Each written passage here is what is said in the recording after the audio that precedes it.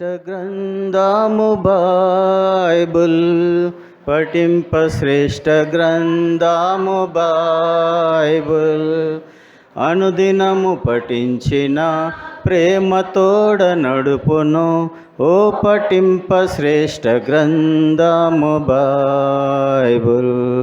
The best book to read is the Bible. The best book to read is the Bible. If you read it every day, it will help you all the way. All the best book to read is the Bible. दुनिया में सबसे प्यारे पुस्तक Bible. दुनिया में सबसे प्यारे पुस्तक बाइबल. पढ़ो जो उसको रोज़ बरोज़, सामने कतरा कोई ना हो. वो दुनिया में सबसे प्यारे पुस्तक बाइबल.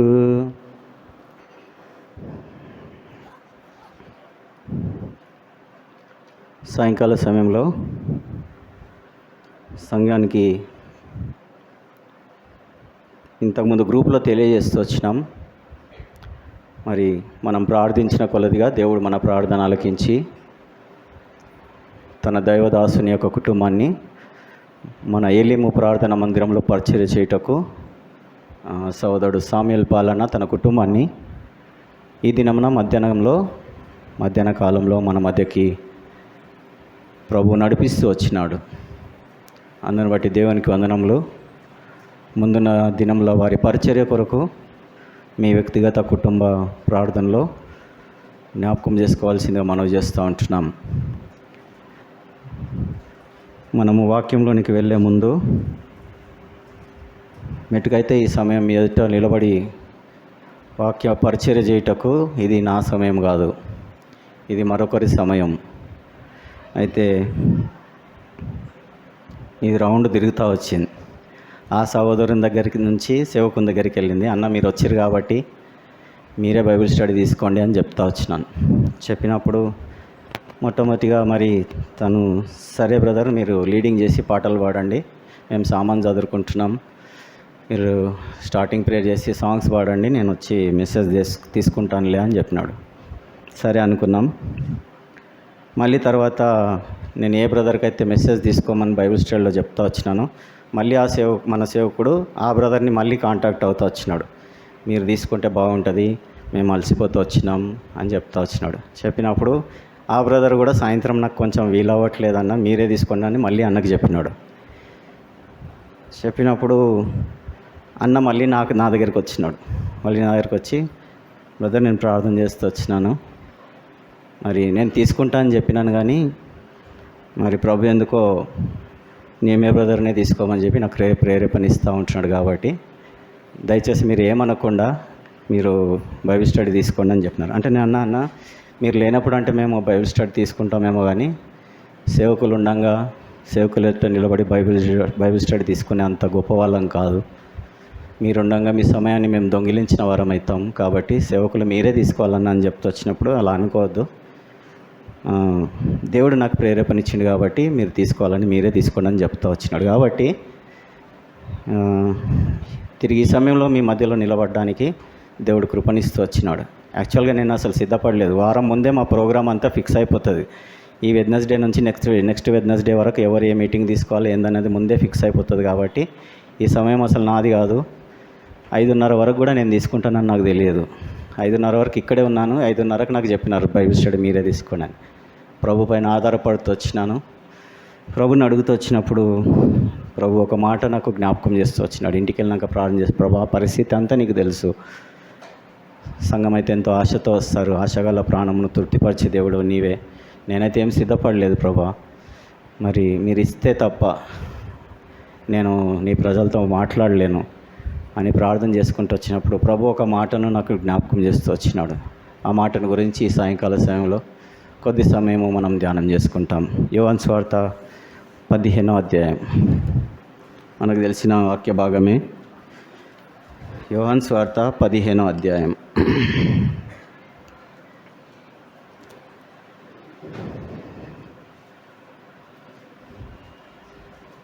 ఇందులో స్టార్టింగ్ నుంచి చదువుకుంటే బాగుంటుంది, కానీ సమయం ఉండదు కాబట్టి అవన్నీ మనం చదువుకోము. 7వ వచనం నుంచి మనం అందరం కలిసి చదువుకుంటాం. 7వ వచనం నుంచి 15వ వచనం వరకు మనం అందరం మార్చి చదువుకుందాం. 7వ వచనం నుంచి 15 వచనాల వరకు మార్చి చదువుకుందాం. నా యందు మీరును మీ యందు నా మాటలు నిలిచి ఉండనడలా మీకు ఏది ఇష్టం అడుగుడి, అది మీకు అనుగ్రహింపబడును.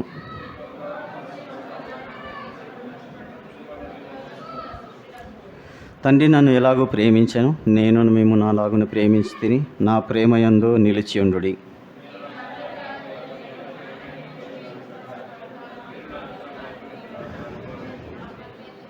మీ యందు నా సంతోషం ఉండవలననియు మీ సంతోషము పరిపూర్ణం కావాలననియు ఈ సంగతులు మీతో చెప్పుచున్నాను.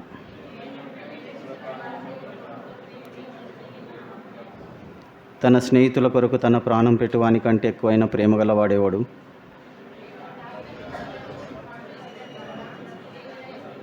దాసుడు తన యజమానుడు చేయదాన్ని ఎరుగుడు గనుక ఇక మేము దాసులని పిలవక స్నేహితులని పిలుచున్నాను. ఎందుకనగా నేను నా తండ్రి వలన విన్న సంగతులను మీకు తెలియజేసి తిని.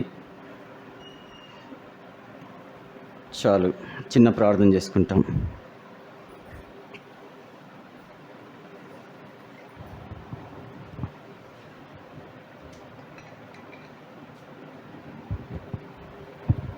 మమ్మల్ని మిక్కిలిగా ప్రేమించిన మా ప్రియ పరలోకపు తండ్రి, నీ ప్రియకుమారుడు మా రక్షకుడైన యేసుక్రీస్తు నామంలో మరొక దినంలో వారకుడికల్లో భాగంగా మాకు అనుగ్రహించిన బైబిల్ స్టడీని బట్టి స్తోత్రాలు ప్రభా. మరి ఇంతవరకు పాటల్లో మీరు సహాయపడుతూ వచ్చినందుకు స్తోత్రాలు. వాయిద్యాల్లో చూపిన కృపను బట్టి వందనములు ప్రభా. మరి చేరువచ్చిన మా ప్రియులందరినీ బట్టి స్తోత్రాలు.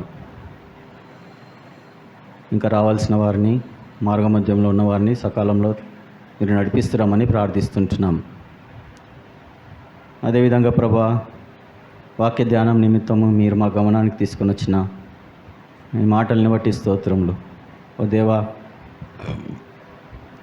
మీరు మాతో మాట్లాడుతురండి, మమ్మల్ని సంధించండి. నీ మందిరంలో మమ్మల్ని దర్శిస్తురండి. నీ ముఖ దర్శనమును మేము కలిగి ఉండుటకు కృప చూపించండి. మా ఆశను నీ వాక్యం చేత తీర్చుకొనుటకు కృప చూపించమని ప్రార్థిస్తుంటున్నాం. నీ సన్నిధిలో మమ్మల్ని ఆనందింపజేస్తున్నామని ప్రార్థిస్తుంటున్నాం ప్రభా. మరి నీ ప్రజలు ఎంతో ఆశతో నీ మాటలు వినాలని ఎంతో ఆశతో వచ్చినట్టున్నారు. ఆశగల ప్రాణమును తృప్తిపరిచే దేవుడు నీవే. మనుషుడు మాట్లాడితే ప్రభా తృప్తిపరచబడరు. మీరు మాట్లాడుతురండి, నా నోట మీ మాటలను ఉంచుతురండి. శిలాచాటును మరుగుపరచండి. కాని మాటలను, అనవసరమైన మాటలను దూరపరచండి. సంఘము మీది, ప్రజలు నీవారు, వాక్యం మీది. అవసరమైన మాటలే నా నోట మీరుంచి మరి తండ్రి ప్రభా, మీ ప్రజలతో నాతో మీరు మాట్లాడుతురమ్మని ప్రార్థిస్తూ వస్తుంటున్నాం. దేవా, ఎవరు ఏ ఆత్మీయ అక్కరతో వచ్చినారో సమస్తంను ఎరిగిన దేవుడు.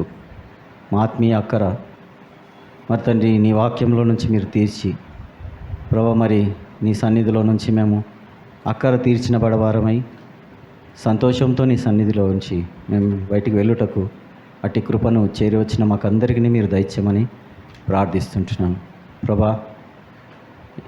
మీరే కృప చూపించమని, మీరే మాకు కనబడుతురండి. యేసు తప్ప మరెవరునూ వారికి కనబడలేదని వాగ్దానమును ఎత్తుపడుతుంటున్నాం. మీరే మా మధ్యలో ఉండి మీరు మాకు కనబడుతూ మాతో మాట్లాడుతూ మమ్మల్ని సంధించి మమ్మల్ని దర్శిస్తున్నామని ప్రార్థిస్తుంటున్నాం. ప్రత్యేకంగా మీ దాసుడు సామ్యాలను పాలన కుటుంబాన్ని బట్టి స్తోత్రాలు నడిపించినందుకు వందనములు.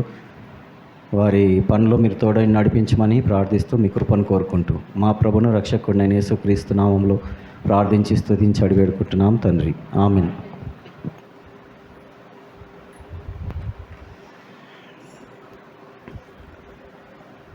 వాక్య ధ్యానం నిమిత్తము యోహాను సువార్త 15వ అధ్యాయంలో ప్రభుని నేను అడుగుతా వచ్చినప్పుడు, ప్రభా మరి నేనైతే ఏమి సిద్ధపడలేదు, ఈ సమయం నాది కాదు, కానీ తిరిగి మీరు ఇచ్చిన సమయంలో ప్రభా నీ ప్రజలతో ఏం మాట్లాడుతూ రావాలి ప్రభా, ఏ వాక్యం పంచుకోవాలి, నీ ప్రజల అవసరత ఏందో నీకు తెలుసు అని ప్రార్థిస్తూ వచ్చినప్పుడు దేవుడు ఒక తలంపుని ఇస్తూ వచ్చినాడు. ఏదైనా ఒక మాట ఆధారంగా ప్రభా నాకు దయచేయి, ఆ మాటను ఆధారం చేసుకొని నీ యొక్క ప్రజలతో మాట్లాడటకు నాకు కృప చూపించు. ఒక్క మాట ప్రభా, నేను ఎప్పుడు అదే అడుగుతాను, ఏదైనా ఒక్క మాట ఈ ప్రభా, దాన్ని ఆధారం చేసుకొని నేను పంచుకుంటానని ప్రభుని అడుగుతాను. అయితే ప్రిపరేషన్ ముందే చేస్తూ ఉంటాను, 1-2 రోజుల ముందు మాకు టైం ఉంటుంది కాబట్టి చేస్తాను. కానీ ఈ దినం అట్లా టైం లేదు, ఇచ్చిన హాఫ్ అన్ అవర్లోనే నేను ప్రిపేర్ అవుతూ వచ్చినాను మెసేజ్. కాబట్టి ప్రభుని అడుగుతూ వచ్చినాను, ప్రభా ఎప్పుడు అడుగుతాను కదా, ఇప్పుడు కూడా అడుగుతాను, ఒక్క మాట ఈ ప్రభా, ఒక్క మాటను ఆధారం చేసుకొని ముందు కొనసాగుతానని అడుగుతూ వచ్చినప్పుడు, ఏ మాట ప్రభా అని అడుగుతూ వచ్చినప్పుడు దేవుడు ఒక మాట నా గమనానికి తీసుకొని వచ్చినాడు, తలంపుకి ఇస్తూ వచ్చినాడు. ఏంటి ఆ మాట అంటే మీరు అంతే. మన అంశం ఏంటంటే మీరు అంటే మనము. మీరు అనేటువంటి అంశం మీద కొన్ని మాటలను మనము జ్ఞాపకం చేసుకుంటాం.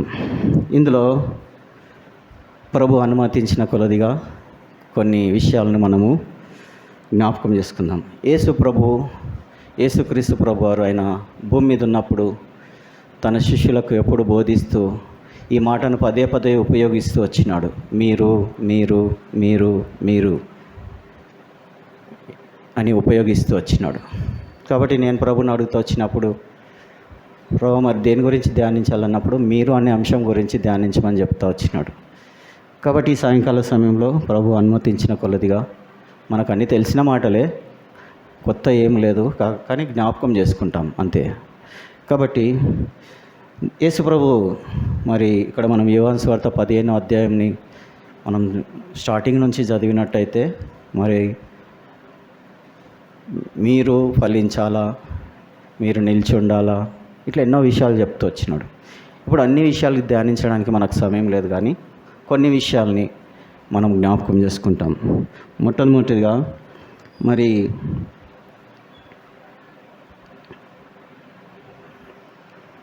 దేవుడు అనుమతించిన కొలదిగా మొట్టమొదటిగా మరి 10వ వచనం, దానికంటే ముందు మొదటి యోహాను రాసిన పత్రిక చదువుదాం. మొదటి యోహాను రాసిన పత్రికలో 1 జాన్ చాప్టర్ 5 5వ అధ్యాయము మొదటి 3 వచనాలు. యేసుక్రీస్తై ఉన్నాడని నమ్ము ప్రతివాడును దేవుని మూలంగా పుట్టించిన వాడిని ప్రేమించు ప్రతివాడును ఆయన మూలంగా పుట్టిన వాడిని ప్రేమించును. మనం దేవుని ప్రేమించచ్చు, ఆయన ఆజ్ఞలు నెరవేర్చు వారమైతిమా దేవుని పిల్లలను ప్రేమించున్నామని దానివలన ఎరుగుదము. మనం ఆయన ఆజ్ఞలను గైకొనుటయే దేవుని ప్రేమించుట, ఆయన ఆజ్ఞలు భారమైనవి కావు. కాబట్టి ఇక్కడ మనము యోహాను సువార్తలో మనం చూసినట్టయితే, మరి 8వ వచనంలో చూసినట్టయితే, 15వ అధ్యాయం 8వ వచనంలో చూసినట్టయితే, మీరు బహుగా ఫలించుట వలన నా తండ్రి మహిమపరచబడును, ఇందువలన మీరు నా శిష్యులు అగుదురు. కాబట్టి మొట్టమొదటిగా మనం వాక్యంలోనికి వెళ్ళే ముందు మొదటి పాయింట్గా మనం ఏమి జ్ఞాపకం చేసుకోవాలంటే, మీరు నా శిష్యులు. మొట్టమొదటిగా మీరు నా శిష్యులు. 15వ అధ్యాయము 8వ వచనం ఆధారం చేసుకున్నట్టయితే, మనమందరం ఎవరం అంటే, మనమందరము యేసు ప్రభు యొక్క శిష్యులం. ఆయన శిష్యులం కాబట్టి ఆయన మందిరానికి వచ్చినాం. ఆయన శిష్యులం కాకపోతే ఆయన మందిరానికి రాం. ఇప్పుడు గురువు శిష్యులు ఉంటారు బయట కదా, గురువు శిష్యులు ఉంటారు, వారికి ఒక ఆశ్రమం ఉంటుంది కదా, అక్కడ ఒక గురువు ఉంటాడు, ఆశ్రమం ఉంటుంది, గురువు ఉంటాడు. ఆ గురువు ఆశ్రమానికి, ఆ గురువు దగ్గరికి ఆయన శిష్యులే వెళ్తారు, కానీ అందరూ వెళ్ళరు. మనం వెళ్తున్నామా ఇప్పుడు? మనం వెళ్ళాం. ఎందుకు? మనం ఆయన శిష్యులం కాదు. మనం ఎవరు శిష్యులం అంటే యేసుక్రీస్తు యొక్క శిష్యులం. కాబట్టి మరి మనము యేసుప్రభు దగ్గరికి వస్తున్నాం, కానీ ఆ గురువుల దగ్గరికి, ఆ శిష్యుల దగ్గరికి మనం వెళ్ళట్లేదు. ఇప్పుడు మన గురువు ఎవరు అంటే, మన గురువు యేసుక్రీస్తు ప్రభువే. మన గురువు యేసుక్రీస్తు ప్రభువే. అయితే యేసుప్రభు ఏమంటున్నారంటే, మీరు ఫలించడం వలన నా తండ్రి మహిమపరచబడును, ఇందువలన మీరు నా శిష్యులగుదురు. కాబట్టి మొట్టమొదటిగా నేను వాక్యంలోనికి వెళ్ళే ముందు ఒక మాట ప్రశ్నించాలనుకుంటున్నాను. ఏంటిదంటే, నిజంగా మనం దేవుని శిష్యులమా? నిజంగా మనము దేవుని శిష్యులమా లేకుంటే అనుకుంటున్నామా? ప్రభువు మరి మన ఎడల నిజంగా వీళ్ళు నా శిష్యులు అని ప్రభు అనుకున్నాడా, లేకపోతే మనమే అనుకుంటున్నామా? ఒక వచనం ఉంది, నాకు చాలా ఇష్టమైన వచనం, ఇప్పుడు తీసి చదివించిన సందర్భం అది కాదు, అంశం అది కాబట్టి నేను అది చెప్పలేను, సమయం లేదు కాబట్టి ఆ రిఫరెన్స్ కూడా. సామెతల గ్రంథంలో ఉంటుంది అనుకుంటా. ఒక మనుషుడు అనుకుంటాడంట, తన పాపములను తను పోగొట్టుకున్నాను అనుకుంటాడంట. ఏమనుకుంటాడంట? ప్రభు క్షమించిండో లేదో తనకు తెలియదు, కానీ నా పాపములు నేను పోగొట్టుకున్నాను అనుకుంటాడంట. సమయం అయినప్పుడు, ఎప్పుడన్నా సమయం ఉంటే దాని గురించి ధ్యానించినప్పుడు ఆ రెఫరెన్స్ని మీకు చూపిస్తాను. ఇప్పుడు సందర్భం కాదు కాబట్టి నేను చూపించట్లేదు.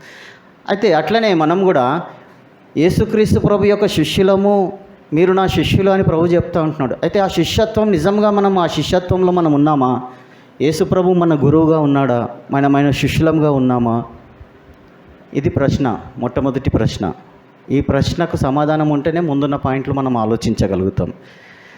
కాబట్టి మొదటి విషయం ఏంటంటే, యేసు ప్రభు మీరు నా శిష్యులు అంటున్నాడు. మరి శిష్యులం అంటే మరి మనం ఆయన శిష్యత్వంలో ఉంటున్నామా? శిష్యులకు ఉండాల్సిన లక్షణాలు ఏంటి?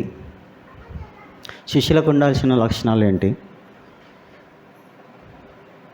మీరేం సమాధానం చెప్పారనుకో. మొన్న అక్కడ ఈసీఎల్లో స్పెషల్ మీటింగ్ జేసీరావు అంకుల్ మీటింగ్కి పోయినప్పుడు అక్కడ అంకుల్ ఒక మాట చెప్పిండు. ఏం చెప్పిండంటే, నేను ఏదైనా ప్రశ్న చెప్తే మీరు సమాధానం చెప్పాలని అనుకోదు, నేను ఎప్పుడు అట్లా చెప్పాను, ప్రశ్న నేనే చెప్తా, సమాధానం కూడా నేనే చెప్తా అన్నాడు. కాబట్టి ఇక్కడ కూడా అంతే అనుకుంటా కదా, ప్రశ్న నేనే చెప్పాలా, సమాధానం కూడా నేనే చెప్పాలా కదా. సరే, ఇప్పుడు శిష్యులు అంటే శిష్యులకు ఉండాల్సినటువంటి లక్షణాలు ఏంటి? అక్క ఏం ప్రాబ్లం ఏం లేదు, రాంగ్ అయినా ఏం లేదు, అన్నీ మీరు కరెక్టే. మాకంటే అనుభవం ఉన్న వాళ్ళు ఇక్కడ కూర్చున్నారు చాలామంది. అందుకనే నేను 1 John 5 మొదటి యోహాను 5వ అధ్యాయం మొదటి 3 వచనాలు అందుకనే చదివించినాను. ఎందుకు చదివించినానంటే, మనం ఆయన ఆజ్ఞలను గైకొనుటయే దేవుణ్ణి ప్రేమించుట. ఆయన ఆజ్ఞలు భారమైనవి కావు. శిష్యుల యొక్క లక్షణం ఏంటిదంటే, శిష్యుల యొక్క లక్షణాలు చాలా ఉన్నాయి, 2-3 చూసుకుందాం. ఒకటి, శిష్యుల యొక్క లక్షణం ఏంటంటే, శిష్యులు గురువు పాదముల దగ్గర కూర్చుంటారు. శిష్యులు గురువు యొక్క పాదముల దగ్గర కూర్చుంటారు. మరి ఆ విధంగా యేసుక్రీస్తు ప్రభు పాదముల దగ్గర కూర్చుంటూ వచ్చింది, దేవుని యొక్క వాక్యాన్ని వింటూ నేర్చుకుంటూ వచ్చింది. శిష్యురాలు అని మనం మరియను గురించి అనవచ్చు. అట్లనే మనం కూడా యేసు ప్రభు యొక్క పాదముల దగ్గరికి మనం కూడా చేరి వచ్చి, ఇప్పుడు మనం అందరం కూర్చున్నామంటే మనం అందరం శిష్యులమే. యేసు ప్రభు యొక్క మాటలు వినడానికి వచ్చినాం. కాబట్టి యేసు ప్రభు యొక్క మాటలు వినడానికి వచ్చినటువంటి వారం. శిష్యులకు ఉండాల్సినటువంటి లక్షణం ఏంటంటే, మొట్టమొదటిగా శిష్యులు ఎప్పుడే కానీ మరి గురువు యొక్క పాదముల దగ్గర ఉంటారు. రెండోది, శిష్యుల యొక్క లక్షణం ఏంటిదంటే, గురువు ఏదైతే ఆజ్ఞాపిస్తాడో దాన్ని తూచా తప్పకుండా చేస్తారు. అందుకనే 1 John 1:3 5వ అధ్యాయం 3వ వచనం.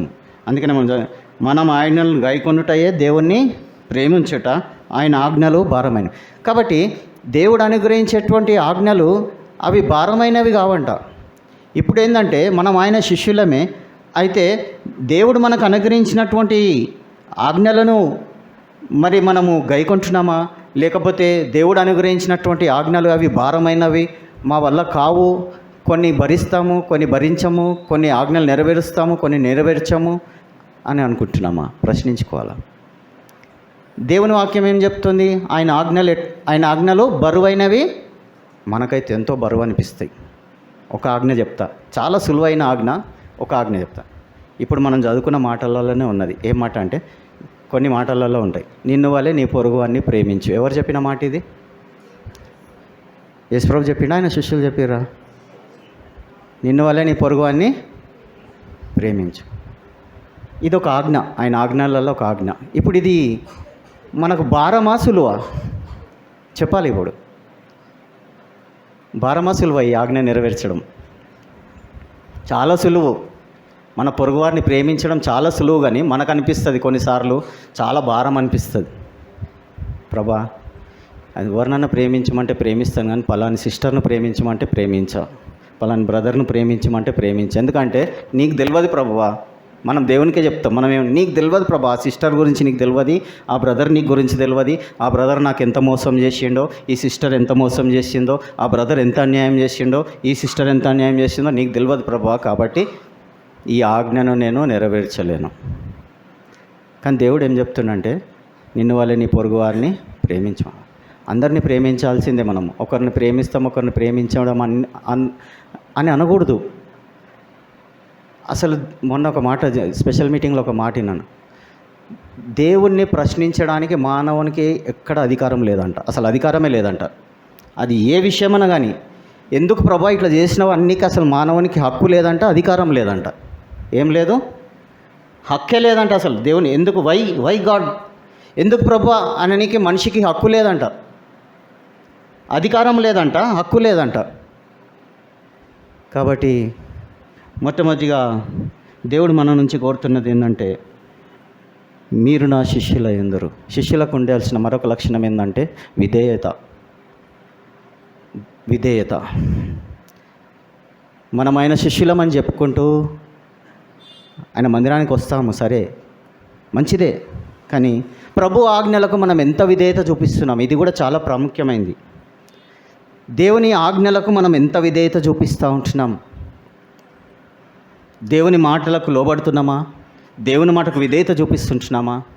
కొన్నిటికి విధేయత చూపిస్తాం, కొన్నిటికి విధేయత చూపించాం. కాబట్టి శిష్యుల్లో ఉండాల్సిన లక్షణాలు ఈ 3. అయితే విధేయత అంటే ఒక మాట మనకు గుర్తొస్తుంది. ఏంటి ఆ మాట అంటే, కానా వివాహం కదా, శిష్యులు ఉన్నారు అక్కడ. యేసు ప్రభు చెప్పినాడు, ద్రాక్షారసం అయిపోయింది, తల్లి వచ్చి అడిగింది, ద్రాక్షారసం అయిపోయింది, ఇది ఎంతో కుటుంబానికి అవమానము, కాబట్టి ఏదన్నా చేయమని యేసుప్రభుని అడిగినప్పుడు యేసుప్రభు అన్నాడు, అమ్మ నా సమయం ఇంకా రాలేదని చెప్పినప్పుడు మళ్ళా మరియా శిష్యుల దగ్గరకు పోయి చెప్పింది, ఒక మాట చెప్పింది. ఏమని చెప్పిందంటే, ఆయన మీకు చెప్పినది చేయడి, అంతే. ఆయన మీకు చెప్పినది చేయడి, ఒకటే మాట చెప్పింది. చెప్పంగానే యేసుప్రభు శిష్యులను పిలిచి ఆ ద్రాక్ష తొట్లలో, ఆ బాణాలలో నీళ్లు తీసుకొచ్చి పోయమని చెప్పినాడు. పోయమన్నప్పుడు శిష్యులు ఏం ప్రశ్నించలే. ఏంది ప్రభా, ద్రాక్షారసం కావాలంటే నీళ్ళు పోయమంటున్నావు అనలా? మనమైతే ప్రశ్నిస్తాం. ఇంతకుముందు నేను చెప్పినాను కదా, అంకుల్ ప్రశ్నించొద్దని చెప్పాను కదా.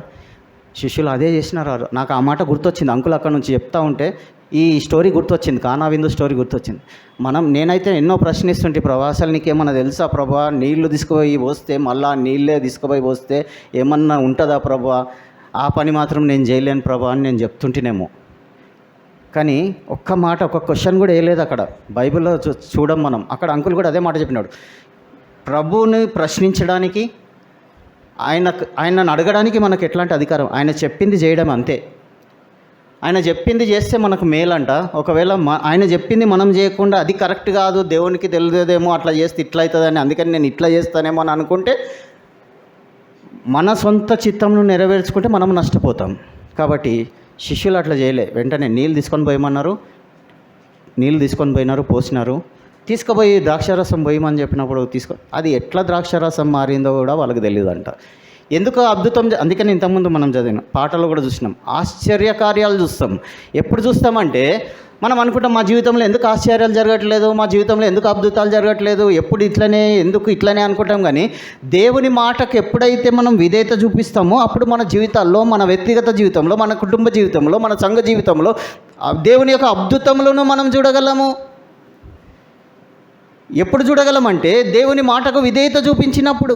దేవుని మాటకు మనం విధేయత చూపించాం, కానీ దేవుని చేత అద్భుతములు చూడాలని మనం కోరుకుంటాం.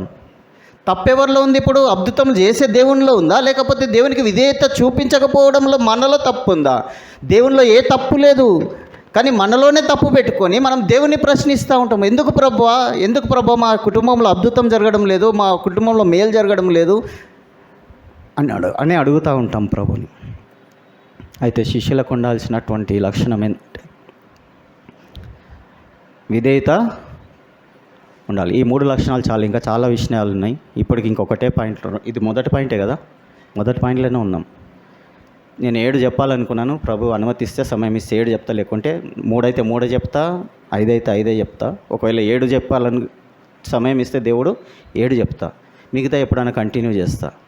అసలు ఇప్పటికి నేను 3 పాయింట్లు చెప్పాలనుకున్నా, ఒకటే పాయింట్లో ఉన్నాను. కాబట్టి యేసుప్రభు ఆయన భూమి మీద జీవించినప్పుడు మీరు మీరు మీరు అనే మాట చాలా ఉపయోగిస్తూ వచ్చినాడు. ఆ మాటలో ఒక మాట, మీరు నా శిష్యులు. ఎవరి శిష్యులు అంటే ఆయన పాదముల దగ్గర ఉండి ఆయన వాక్యాన్ని వినేవారు. రెండోదిగా ఆయన ఆజ్ఞలను నెరవేర్చేవారు. మూడోదిగా ఆయనకు విధేయత చూపించేవారు. ఇప్పుడు ప్రశ్న ఏంటంటే, ఈ మూడిట్లో మనం 3/3 ఉన్నామా, లేకుంటే 3/2 ఉన్నామా, లేకుంటే 3/1 ఉన్నామా, 3/0 ఉన్నామా? ఈ ప్రశ్న మనకే. ఎంతలో ఉన్నామో ఆ ర్యాంక్ మనకే తెలుసు. కాబట్టి 3/3 ఉంటే పర్వాలేదు, మంచిది, దేవుడు సంతోషిస్తాడు. ఒకవేళ 2 ఉంటే ప్రభా 3 చేయి ప్రభా అని అడుగుదాం. లేదు 1 ఉంటే ప్రభా నేను 1లోనే ఉన్నా, 3 చేయి ప్రభా అని అడుగుదాం. లేదంటే 0లో ఉన్నాను ప్రభా, ఈ 3 నాకు దయచే ప్రభా అని అడుగుదాం. కాబట్టి ఆయన శిష్యులు, మొట్టమొదటిగా మీరు నా శిష్యులు. మనం ఆయన శిష్యులమైతే ఉండాల్సిన 3 లక్షణాలు ఇంతకుముందు మనం చూస్తూ వచ్చినాం కదా. ఏం చూసినాం? ఒకటి, మొట్టమొదటి లక్షణం దేవుని యొక్క వాక్యం వినడం. దివారాత్రములు దాన్ని ధ్యానించేవాడు ధన్యుడు. దేవుని వాక్యాన్ని ఎంత ప్రేమిస్తున్నాం, ఆయన పాదముల దగ్గర ఎంత కూర్చుంటున్నాం, ఆయన పాదముల దగ్గర కూర్చొని ఎంతగా ప్రార్థన చేస్తుంటున్నాం, ఇది ప్రశ్న. రెండోది, ఆయన ఆజ్ఞలను అనుసరించే వాళ్ళం ఉండాలా. మూడోదిగా ఆయనకు విధేయత. అంతే, ఆయన ఏది చెప్పినా మనం విధేయత చూపించాలి, అంతే. కాదు అని అనకూడదంట. ఎప్పుడైతే ఆ విధంగా విధేయత చూపిస్తామో అప్పుడు దేవుడు మన జీవితాల్లో ఆయన అద్భుతములను చేసే దేవుడు అయింటున్నాడు. తర్వాత రెండో మాట, మత్తయి సువార్త 5వ అధ్యాయం 13వ వచనం. మత్తయి సువార్త 5వ అధ్యాయం 13వ వచనం. తీసిన వారు దయచేసి ఎవరైనా సహకరించండి.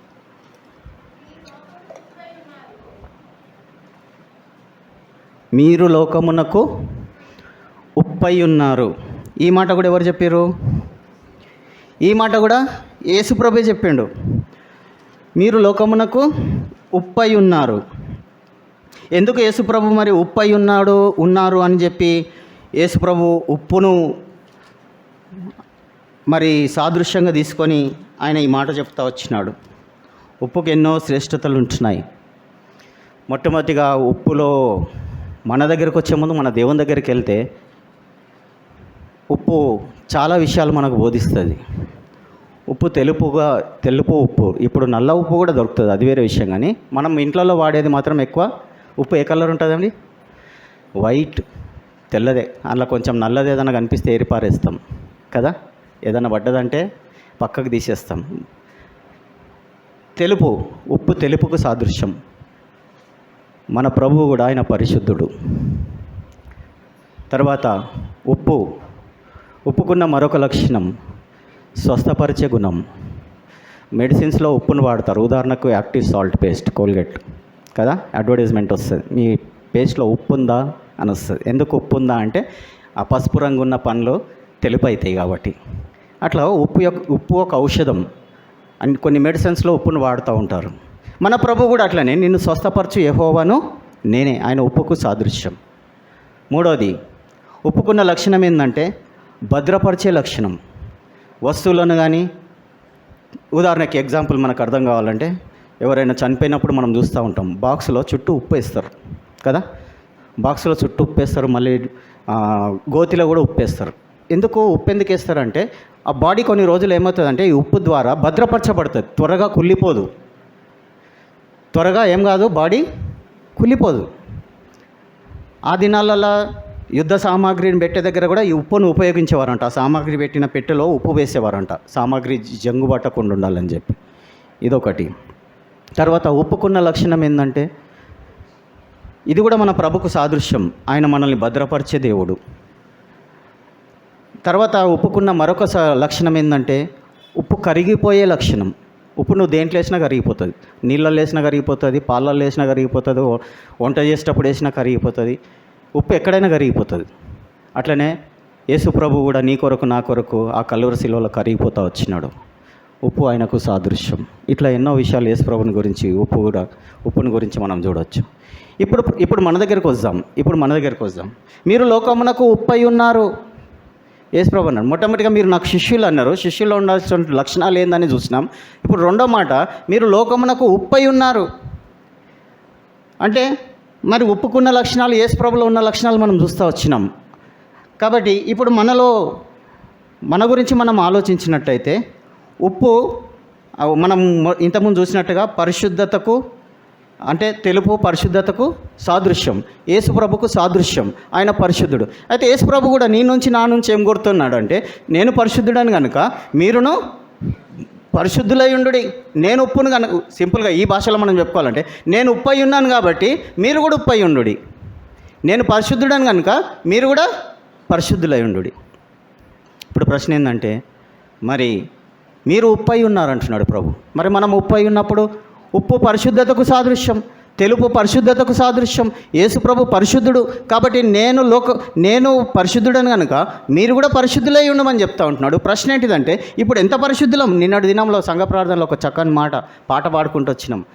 ఓ యెహోవా, నీవే నన్ను శోధించి ఎరిగితివి. ఒకవేళ నువ్వు పరిశోధించి తెలుసుకుంటే ప్రభా, నేను ఎక్కడ తలెత్తుకోగలను? నాకు సిగ్గెదగున్నది, నేను తలెత్తుకోలేని వాడను. నిన్న సంఘ ప్రార్థనలో పాటలు, వాక్యం ఎంతో చక్కని సమయం. రాలేని వారు ఎంతో పోగొట్టుకున్నారు. వర్తమానం కానీ పాటలు కానీ ఎంతో చక్కని అనుభవించినాం దేవుని సన్నిధిలో సంఘ ప్రార్థన. కాబట్టి మరి యేసుక్రీస్తు ప్రభు వారు ఆయన పరిశుద్ధుడు కనుక మనం కూడా పరిశుద్ధులంగా ఉండాలని కోరుతూ ఉంటున్నాడు. మరి ఎంతవరకు మన పరిశుద్ధతల విషయంలో మనం పరిశుద్ధంగా జీవించగలుగుతుంటున్నాం? మన చూపులు, మన తలంపులు, మన ఆలోచనలు, మన మాటలు, మన నడక. నిన్న పాట అదే, నేను కూర్చుండుట, నిలుచుంటుట, నేను పడుకుండుట. ప్రభా, నేను ఆకాశంలోకి ఎక్కినా, సముద్రంలోకి వెళ్ళినా, ఎక్కడ నేను నీ దృష్టి నుంచి నేను తప్పించుకోగలనయ్యా? ఇతరులను నేను తప్పించగలనేమో కానీ నీ నుంచి నేను ఎక్కడికి తప్పించుకోవడం పోను అని భక్తుడు పాట రాస్తూ వచ్చినాడు. కాబట్టి మన పరిశుద్ధత గురించి మనకే తెలుసు, మన పక్కనున్న వారికి తెలియదు, మన భార్యకు తెలియదు, మన భర్తకు తెలియదు, మన పిల్లలకి తెలియదు, మన తల్లిదండ్రులకు తెలియదు, మన తోబుట్టులకు తెలియదు, మన ఇరుగు పొరుగు వారికి తెలియదు, మన రక్త సంబంధికులకు తెలియదు, ఈవెన్ మన సంఘంలో ఉంటున్న మన సేవకునికి కూడా తెలియకపోవచ్చు. నీ పరిశుద్ధత, నా పరిశుద్ధత దేవునికి మాత్రమే తెలుసు. అయితే ఇప్పుడు ప్రశ్న ఏంటిదంటే, మీరు లోకమునకు ఉప్పు అయి ఉన్నారు. ఉప్పు తెలుపు పరిశుద్ధతకు సాదృశ్యం. మరి మన విషయానికి వచ్చినట్టయితే మన దేవుడు పరిశుద్ధుడు, అంతే. ఆయన గురించి మనం ఇంకా ఏం ఆలోచించలేం. కానీ మన మట్టుకొస్తే మరి మీరు లోకమునకు ఉప్పు, నేను పరిశుద్ధుడు కనుక మీరు పరిశుద్ధులై ఉండమని చెప్పినాడు. కాబట్టి యేసు ప్రభు పరిశుద్ధుడు కాబట్టి మనం పరిశుద్ధంగా జీవించాలని ప్రభు కోరుతూ ఉన్నాడు. కాబట్టి మనం ఏ విధంగా మన పరిశుద్ధతను కాపాడుకుంటూ ఉంటున్నాం, పరిశుద్ధతలో కొనసాగుతూ ఉంటున్నాం? ఇది చాలా ప్రాముఖ్యమైనటువంటి ప్రశ్న. కొన్నిసార్లు మనకు తెలియకుండానే మన చూపుల్లో పరిశుద్ధతను కోల్పోతూ ఉంటాం, మన మాటల్లో పరిశుద్ధతను కోల్పోతూ ఉంటాం. కాబట్టి దావీదు మహారాజు కోరుకున్నట్టు మనం కూడా, ఓ ప్రభా, నన్ను పరిశీలించు ప్రభా, నన్ను పరిశోధించు, నాలో ఇంకేమైనా లోపం ఉంటే నన్ను కడుగు, నన్ను పరిశుద్ధపరచు, పవిత్రపరచు, ఉప్పుగుణం నాలో దయచేయి, ఈ పరిశుద్ధతను నాకు దయచేయి ప్రభా అని మనం. తర్వాత ఉప్పుకున్న లక్షణం, మరొక లక్షణం ఏంటిదంటే రుచినిచ్చేది. ఏమిచ్చేది? ఉప్పు కూరలు అన్నీ వేస్తాం, సిస్టర్స్కి బాగా తెలుసు కదా. కూరలు అన్నీ వేసి ఉప్పు వేయకుంటే బాగా మంచి బిర్యానీ చేసినాం, లేకుంటే మంచి మటన్ తెచ్చుకొని వండుకున్నాం. ఇప్పుడు అన్నీ వేసినాం, పసుపు వేసినాం, కారం వేసినాము, కరివేపాకు వేసినాం, కొత్తిమీర వేసినాం, పచ్చిమిర్చి వేసినాం, చికెన్ మసాలా వేసినాం, మటన్ మసాలా వేసినాం, అన్నీ వేసినాం. ఉప్పు ఒక్కటి వేయలేదు. ఏమన్నా టేస్ట్ ఉంటుందా? ఏముండదు. అవి ఏమి వేయకుండా ఉప్పు వేస్తే, కారం వేస్తే, పసుపు వేస్తే టేస్ట్ ఉంటుంది. కానీ అన్నీ వేసినా అని ఉప్పు ఒకటి వేయకపోతే మాత్రం ఏముండదు, ఆ కూరకు రుచి ఉండదు, టేస్ట్ ఉండదు. కాబట్టి ఉప్పు యొక్క మరొక లక్షణం ఏంటంటే, ఉప్పు రుచినిస్తుంది. ఉప్పు యొక్క లక్షణము రుచినిచ్చేది. అందుకనే యేసుప్రభు ఏమని మనల్ని ఆయన సాదృశ్యంగా తీసుకొని మాట్లాడుతూ వచ్చినాడంటే, మీరు లోకమునకు ఉప్పు అయి ఉన్నారు. ఎందుకు ఉప్పు అయి ఉన్నారంటే, ఆయన యందు విశ్వాసం ఉంచి రక్షింపబడినటువంటి మనము లోకమునకు ఉప్పు వల్లే మనం ఉండాలా, లోకానికి రుచినిచ్చే వాళ్ళముగా ఉండాలా. ఏంటా రుచి అంటే, మొట్టమొదటిగా ఎన్నో పాటలు ఉన్నాయి కదా, చక్కని పాటలు ఉన్నాయి. ప్రభుని రుచించి ఎరిగి తిని కదా, ఆనందము ప్రభు నాకొసగేను, అందులో ఒక పల్లవి. ప్రభుని రుచించి ఎరిగి తిని, తర్వాత చాలా పాపులర్ సాంగ్ సియోన్ గీతంలో, రుచి చూచి ఎరిగి తిని యెహోవా ఉత్తముడని. ఏంటి రుచి అంటే యేసు ప్రభు యొక్క రుచిని మనం పొందుకున్నాం. ఆయనే దేవుడు, ఆయనే సర్వ సృష్టికర్త, ఆయన మన పాపంలో కొరకు ప్రాణం అర్పించినాడు, ఆయనే మన మంచి కాపరి, ఆయనే మనల్ని కాపాడుతున్నాడు, ఆయనే పోషిస్తున్నాడు, ఆయనే సంరక్షిస్తున్నాడు, ఆయనే నడిపిస్తూ ఉంటున్నాడు. ఇట్లా ఎన్నో చెప్పవచ్చు. ఇవి ఆయన రుచులు. అందుకనే చక్కని పాటలు, రుచి చూచి ఎరిగి తిని యెహోవా ఉత్తముడని. ఆయన ఉత్తముడు. ఉత్తమ బహుమానాలు ఇస్తారు. ఉత్తమ నటుడు, ఉత్తమ నటి, లేకుంటే ఉత్తమ సహకారి, ఇట్లా ఎన్నో బహుమానాలు ఇస్తూ ఉంటారు గవర్నమెంట్. అట్లనే యెహోవా ఆయన ఉత్తముడు. ఇంకా ఆయనకు మించిన ఉత్తముడే లేడు. ఇవన్నీ చిన్న చిన్న లోకంలో, కానీ దేవుళ్ళలో దేవుడు అనేటువంటి వారిలో ఉత్తముడు యేసు ప్రభు. యెహోవా ఉత్తముడని రుచి చూచి ఎరిగి తిని పాట పాడతాం మనం. అయితే మొన్న ఈ మాట చెప్తా ఉంటే ఇంకో మాట గుర్తొచ్చింది.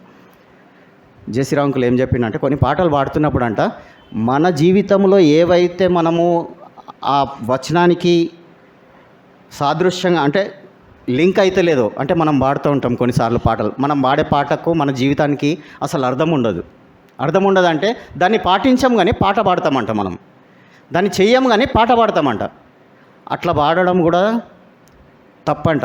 ఒకవేళ మనము ఆ పాట, ఆ పల్లవి, ఆ వచనంలో ఏమాటైతే రాయబడ్డదో దానికి నా జీవితానికి కరెక్ట్ ఇది అని అనిపిస్తేనే ఆ పల్లవి వాడాలంట, లేకపోతే నోరు మూసుకొని ఉండమని చెప్పాడు. నేను చెప్తలేను, ఒక దైవదాసులు బక్సింగ్ అంకుల్తో పరిచర్య చేసినటువంటి సహోదరుడు జేసీరావు మొన్న స్పెషల్ మీటింగ్స్లో ఎంతో చక్కని సమయాన్ని రాలేకపోయిన వారు మీరు పోగొట్టుకుంటూ వచ్చినారు. ఎన్నో విషయాలు నేర్చుకుంటూ వచ్చినాం అక్కడ. కాబట్టి అట్లాంటి సందర్భం ఉన్న పాట ఏదన్నా మన జీవితానికి కరెక్ట్ కాదు, ఇది నేను చేస్తలేని ఇది అనుకున్నప్పుడు నోరు మూసుకొని కూర్చోమని చెప్పింది. పాట పాడొద్దంట. అట్లా పాడితే దేవుడు మెచ్చాడంట మనల్ని. దేవుడు అంగీకరించాడు. దేవుడు అంగీకరించినప్పుడు నువ్వు నోరు తెరిచి ఏం లాభం, నువ్వు పాట పాడే ఏం లాభం, నువ్వు ఆరాధించే ఏం లాభం అని చెప్పినాడు. కాబట్టి అందుకనే యెహోవా ఉత్తముడని నేను రుచి చూచి తెలుసుకుంటుని. దేవుడు చేసిన మేళ్ళు అన్నీ మనం అనుభవించినటువంటి మనం ఏం చేయాలి? ఇప్పుడు యేసుప్రభు అంటున్నాడు, మీరు లోకమునకు ఉప్పై ఉన్నారు. మరి ఏం చేయాలి మనము? యేసుక్రీస్తు ప్రభు వారిని గురించి ఈ రుచిని మనం పొందుకున్నటువంటి మనము ఈ రుచిని ఇతరులకు అందించాలి. ఈ రుచిని ఏం చేయాలి మనము? ఏంటి ఆ రుచి అంటే యేసుక్రీస్తు ప్రభువే. నేను యేసు ప్రభు ద్వారా మొట్టమొదట నా పాపాలు క్షమించబడ్డాయి, నేను క్షమించబడ్డాను, నేను రక్షించబడ్డాను. మీరు కూడా మీ పాపాలు ఒప్పుకుంటే రక్షించబడతారు అని మనం ఇతరులకు. అందుకనే ప్రభు ఈ మాట ఎత్తి చెప్తాం, మీరు లోకమునకు ఉప్పు అని చెప్పినాడు. రుచి చూచి మనం తెలుసుకున్నాం ఆ ఉప్పును. కాబట్టి మనం ఇతరులకు ప్రకటించే వాళ్ళంగా ఉండాలి, బోధించే వాళ్ళం. అంత మాత్రమే కాదు, ఎన్నో మేళ్ళు ఆ విధంగా మనం చెప్పొచ్చు. ఉప్పు యొక్క లక్షణం ఏంటంటే రుచి. కాబట్టి మనం ఎట్లా ఉండాలని ప్రభు కోరుతూ ఉన్నాడు అంటే, మన జీవితాలు ఎట్లా ఉండాలని ప్రభు కోరుతూ ఉంటున్నాడు అంటే, రుచికరమైనటువంటి జీవితాలుగా ఉండాలి ఈ లోకంలో. మనం మాట్లాడే మాటలు కూడా ఎట్లా ఉండాలంటే రుచికరమైన మాటలు ఉండాలి. మనం ఇతరులతో మాట్లాడినప్పుడు ఆ మాటలు ఇతరులకు ఆదరణ ఇచ్చే మాటలుగా ఉండాలి, ఇతరులను ప్రోత్సహించే మాటలు ఉండాలి, ఇతరులను యేసుప్రభుకు ఎంతకు నడిపించే మాటలుగా ఉండాలి.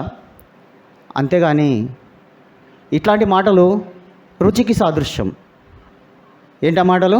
ఇతరులను ప్రోత్సహించే మాటలు ఉండాలా, మన మాటలు ఇతరులను ఆదరించే మాటలు ఉండాలా, తర్వాత మన మాటలు ఇతరులకు ఆశీర్వాదం ఇచ్చే మాటలు ఉండాలా.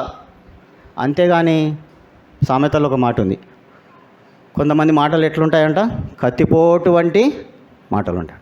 కత్తిపోటు వంటి మాటలు. కత్తిపోటు వంటి మాటలు అంటే కత్తితో పొడిచినట్టు ఉంటాయంట మాటలు. పొడవకపోయినా కానీ ఆ మాటలు పొడిచినట్టుగా ఉంటాయంట. అట్లాంటి మాటలు మన నోటి నుంచి రావద్దు. మీరు లోకమునకు ఉప్పై ఉన్నారు. ఉప్పు యొక్క లక్షణం ఏంటంటే రుచినిచ్చేదిగా ఉంటున్నది. మన మాటలు కూడా ఇతరులకు ఆ సహోదరుడు మాట కొంతమంది అంటారు. అంతెందుకు జేసీరావు అంకుల్ గురించే చెప్తాను. మొన్న మేము విన్నాం, అంకుల్ చెప్తుంటే అసలు టైం తెలుస్తలేదు, ఇంకా చెప్తే బాగుండు అనిపించింది, ఇంకా చెప్తే బాగుండు, అప్పుడే గంట అయిపోయిందా అనిపిస్తుంది. అప్పుడే అంటే యేసుప్రభుని రుచించినటువంటి వారి నోటిలో నుంచి రుచికరమైన మాటలు వస్తాయి. అంతే సింపుల్. యేసుప్రభుని ఎవరైతే రుచించి తెలుసుకుంటారో ఆ రుచిని ఇతరులకు పంచిపెడతారు. మన మాటలు ఇతరులకు రుచినిచ్చేటివిగా ఉంటున్నాయా, లేకుంటే ఇతరులను కత్తిపోటు వంటి మాటల వల్లే బాధపరిచే మాటలుగా ఉంటున్నాయా, ఓదార్చే మాటలకు బదులుగా చల్లార్చే మాటలు ఉంటున్నాయా, ఆదరించే మాటలకు బదులుగా కన్నీరు నిట్టూర్పుని తెచ్చే మాటలు ఉంటున్నాయా? మనం ప్రశ్నించుకోవాలా. మీరు లోకమునకు ఉప్పు అయి ఉన్నారు కదా. కాబట్టి ఇట్లా ఉప్పుని గురించి ఎన్నో విషయాలు, ఈ ఉప్పుని గురించి చెప్తా ఉంటే ఇంకొక మాట గుర్తొస్తుంది. మనం చదవం కానీ రూతు గ్రంథంలో మనకు స్టోరీ అంతా తెలుసు కదా. నయోమి తన భర్త తన పిల్లల్ని తీసుకొని బెత్లెహేమును విడిచిపెట్టి వేరే ప్రాంతానికి వెళ్ళింది. అక్కడికి వెళ్ళిన తర్వాత కుమారులను కోల్పోతూ వచ్చింది. అంతా కోల్పోయింది. కోల్పోయిన తర్వాత తిరిగి ఆ దేశంలో ఆశీర్వాదం ఉంది, తిరిగి ఆ దేశంలో కరువు పోయిందని తెలుసుకున్న తర్వాత తన కోడళ్ళను తెచ్చుకుంది. అందులో ఒక కోడలు తన వెంట వచ్చింది, ఆమె పేరు రూతు. మనకి ఈ స్టోరీ అంతా తెలుసు. వచ్చినప్పుడు ఆ ప్రాంతపు వారు ఒక మాట చూద్దాం. రూతు గ్రంథము 1వ అధ్యాయం అనుకుంటా. రూతు గ్రంథం 1వ అధ్యాయం తీసిన వారు త్వరగా చదవండి. రూతు గ్రంథం 1వ అధ్యాయం 19-20 వచనాల్లో ఉంటుంది ఆ మాట.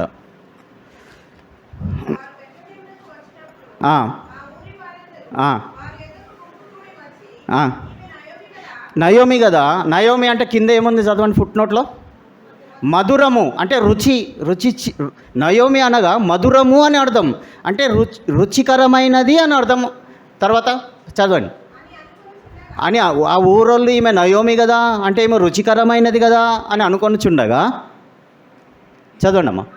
ఆమె సర్వశక్తుడు నాకు చాలా దుఃఖం కలుగజేశాను కనుక నయోమి అంటే నేను రుచికరమైన దానని అని మీరు అనొద్దు. ఏమనమంటుంది? మారా అనేదానికి ఫుట్ నోట్లు ఏముంది? చేదు.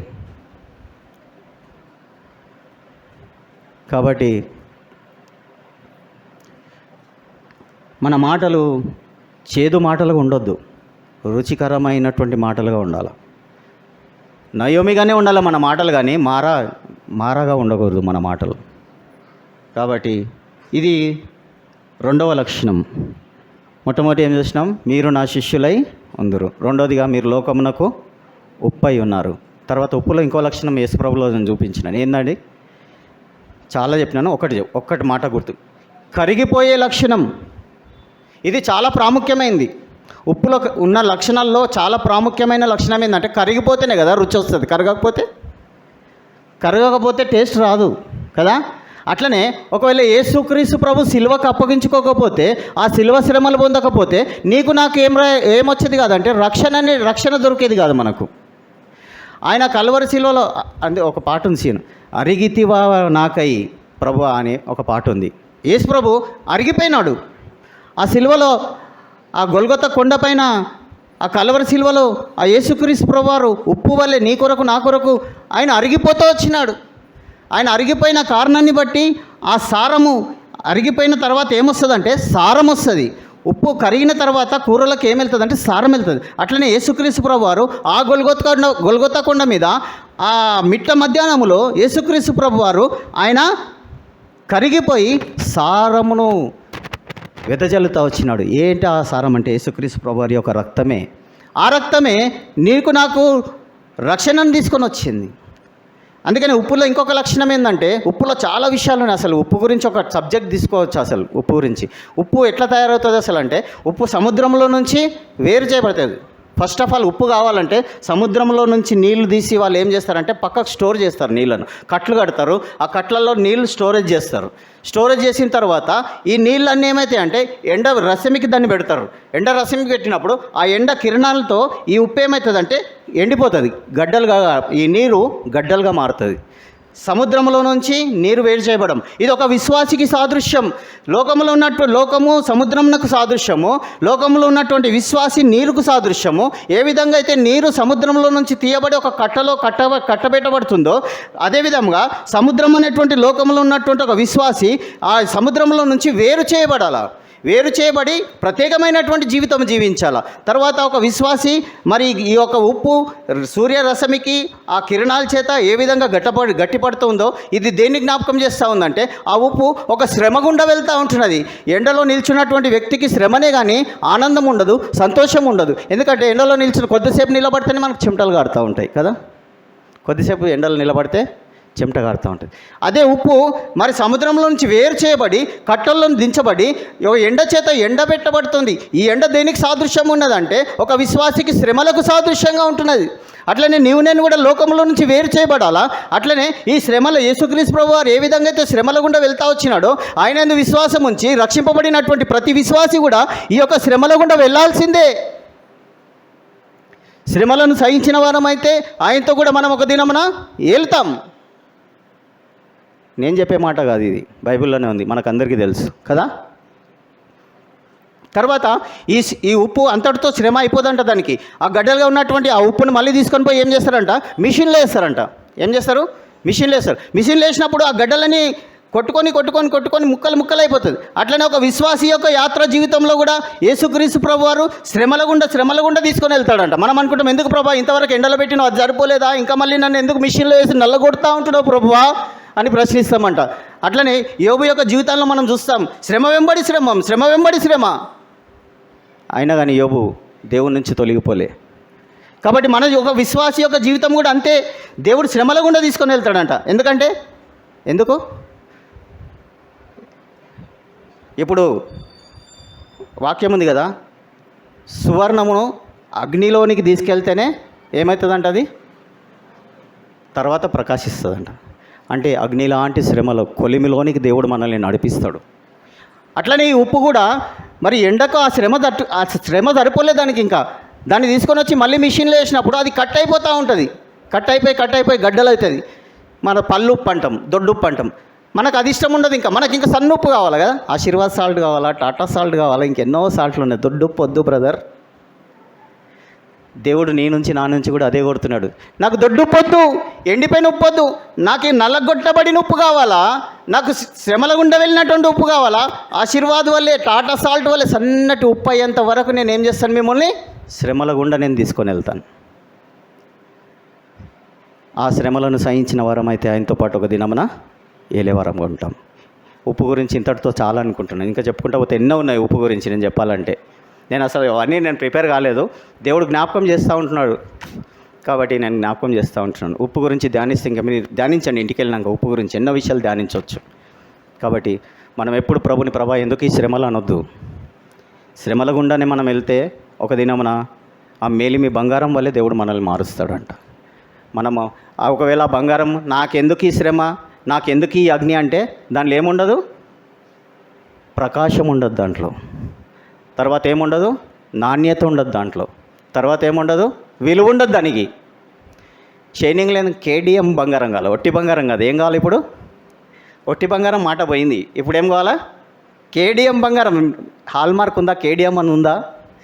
మామూలు బంగారంకి ఒక రేటు, కేడిఎం బంగారంకి ఒక రేటు. మీరు అందరూ పరిశాన్ అయి చూస్తారు. సిస్టర్స్ తెలియదా మీ విషయం? మామూలు బంగారం ఉంటుంది, కేడిఎం బంగారం ఉండదా? దాని రేటు వేరు, దీని రేటు వేరు కదా. దేవుడు కూడా అట్లనే కొడుతూ ఉంటున్నాడు. నాకు ఒట్టి బంగారం వద్దు, నాకు ఎట్లాంటి బంగారం కావాలి, కేడిఎం బంగారం లాంటి విశ్వాసాలు కావాలని ప్రభు కొడుతూ ఉంటున్నాడు. మరి కేడిఎం బంగారం లాంటి విశ్వాసాలు కావాలంటే ఈ అగ్ని అనేటువంటి కొలింలోనికి మనం వెళ్ళాల్సిందే. ఉప్పు ఏ విధంగా అయితే శ్రేష్టమైన ఉప్పుగా మార్చబడుతుందో అట్టి శ్రమల గుండా మనం వెళ్ళాల్సిందే. ఇప్పుడు ఆలోచిద్దాం, ప్రభు మరి మనకు శ్రమలు కావాలన్నా వద్దా? నేను స్పెషల్ మీటింగ్స్లో ఒక మాట నేర్చుకున్నాను. ఆ మాట నేను మీకు చూపించాలని ఆశపడుతుంటున్నాను. 119వ కీర్తన. ఈ మాట నాకు ఎంతో ధైర్యాన్ని ఇచ్చింది, ఎంతో ప్రోత్సాహాన్ని ఇచ్చింది, ఎంతో బలపరిచింది. కాబట్టి ఈ మాట నేను మీతో కూడా పంచుకోవాలని ఇష్టపడుతూ ఉంటున్నాను. 119వ కీర్తన 119 వర్స్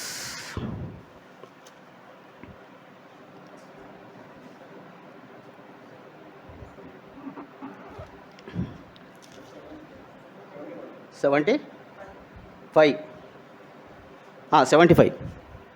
75 చదవండి ఎవరన్నా.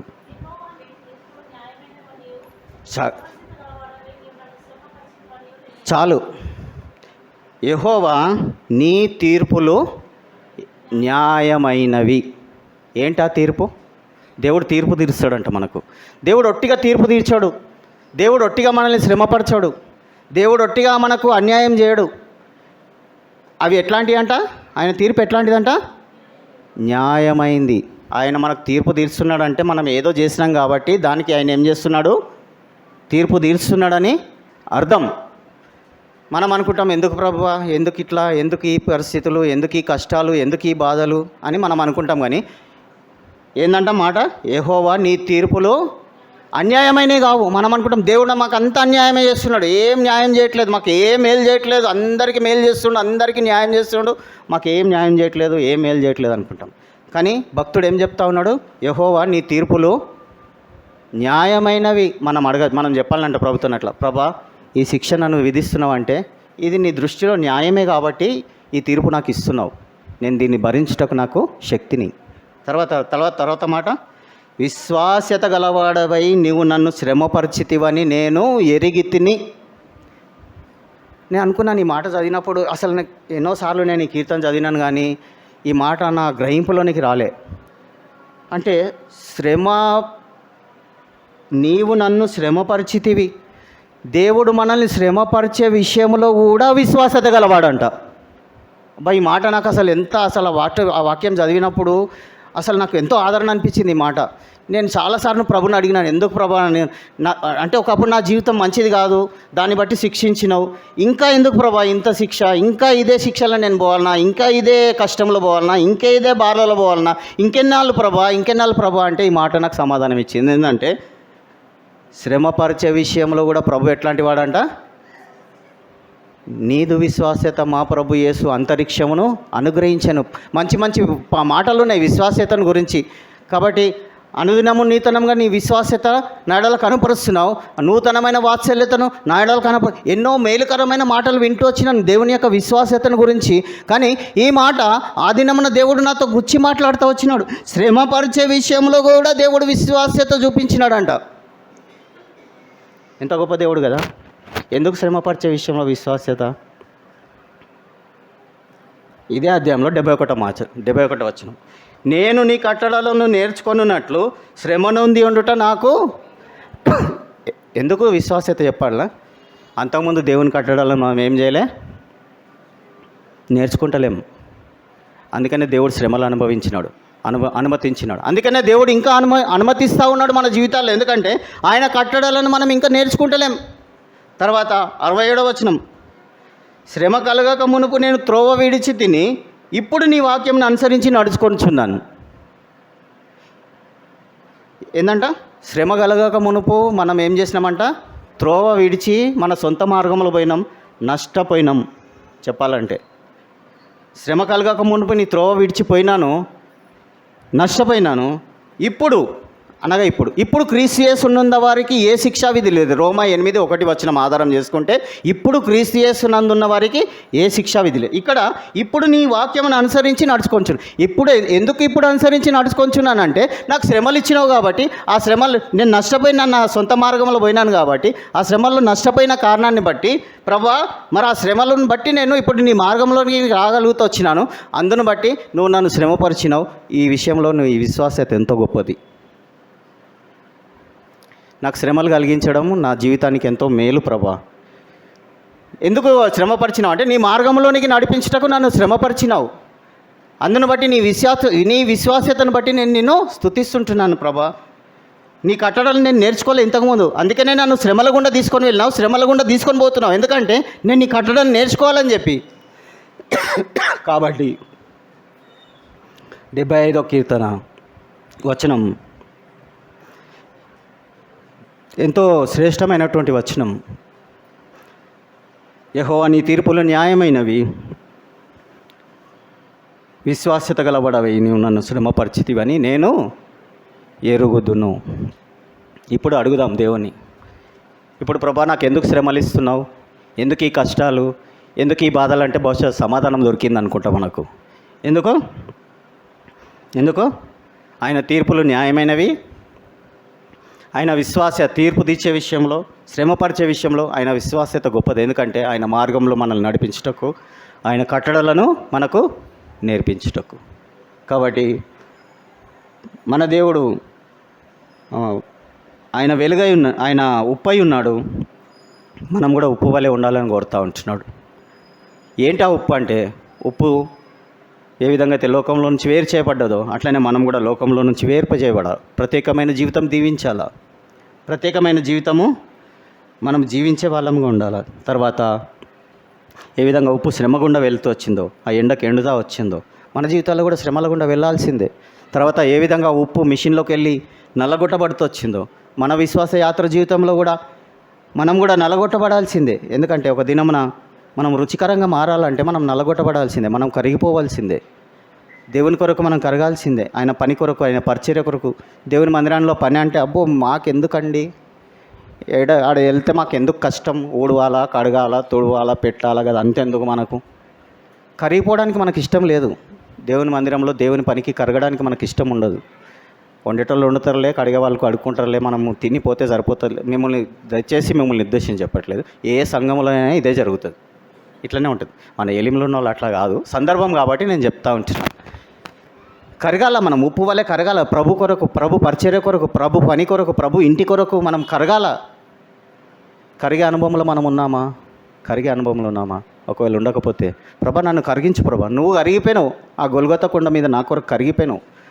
నేనైతే కరగడానికి ఇష్టపడట్లేదు. నేను కరుగుటకు నాకు కృప చూపించు. మనం కరుగుతేనే అప్పుడు మనలో నుంచి ఏమొస్తుంది? సారం వస్తుంది, రుచి వస్తుంది. కరగకపోతే ఆ సారం రాదు, ఆ రుచి రాదు. కాబట్టి ప్రభా ఇట్టి లక్షణము నాకు కూడా దయచే ప్రభా అని ప్రభుని మనము అడిగినట్టయితే ప్రభు అట్టి కృపను ఆయన మనకు అనుగ్రహిస్తాడు. ఇప్పుడు ఎన్నైనాయి? 2 అయినా? ఇంతటితో చాలు. టైం అయిపోయింది. నేను 7 చెప్పాలనుకున్నాను, కానీ 2 ఇచ్చినాడు దేవుడు ఇంతవరకు. ప్రభు చిత్తం అయితే దీని గురించి మళ్ళీ ఎప్పుడన్నా దేవుడు సమయం ఇస్తే దీన్ని కంటిన్యూ చేస్తాం. దేవుడు తన వాక్య భాగం మన కొరకు ఆశీర్వదించి దీవించనుగాక. సల్మాన్ అన్న వచ్చి ఎండింగ్ ప్రేయర్ చేస్తాం.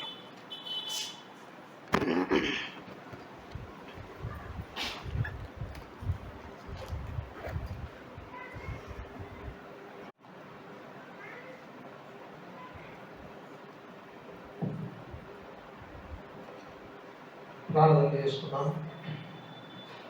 నమ్మకమైన తండ్రి, అద్వితీయ దేవ, మీ పరిపూర్ణమైన పరిశుద్ధ నామమునకు వందనాలు తండ్రి. ఉన్నవాడవు, అనువాడవు అను నామము కలిగినటువంటి మా ప్రభువా, మీ సర్వశ్రేష్ఠ సంపూర్ణమైనటువంటి మీ నామమునకు ఎంతగానో వందనాలు చెల్లించుకొంచున్నాం తండ్రి. ప్రభువా మా దేవ, మమ్మను ప్రేమించి మీరు అనుగ్రహించినటువంటి ఈ రోజును బట్టి ప్రభువా మీకు స్తోత్రాలు. అలాగనే ప్రభా నీ మందిరంలో చేరి నీ వాక్యమును వినుటకు ప్రభా పరిశుద్ధుడు దేవా మీరు ఇచ్చిన కృపను బట్టి స్తోత్రాలు. ఈరోజు నా బైబిల్ స్టడీ దగల మా ప్రభా మీరు విత్తినటువంటి మీ వాక్యమును దగల ప్రభా అందును బట్టి ప్రభా మీకు వందనాలు చెల్లించుకొంచున్నాం. దగల మా ప్రభా ఇంతవరకు చెప్పబడిన రీతిగా ప్రభా ఈ లోకమునకు ప్రభా మీరు ప్రత్యేకింపబడిన వారనియు, అలాగనే ఈ లోకంలో ప్రభా పరిశుద్ధుడు తండ్రి ఉప్పు వలె సారవంతం కలిగి ఉండాలని ప్రభా మీరు సెలవిస్తూ వచ్చారు నైనా. దయగల మా ప్రభా మా జీవితంలో ప్రభా మేము పరీక్షించుకున్నట్టుకు మాకు సాయం చేయమునైనా.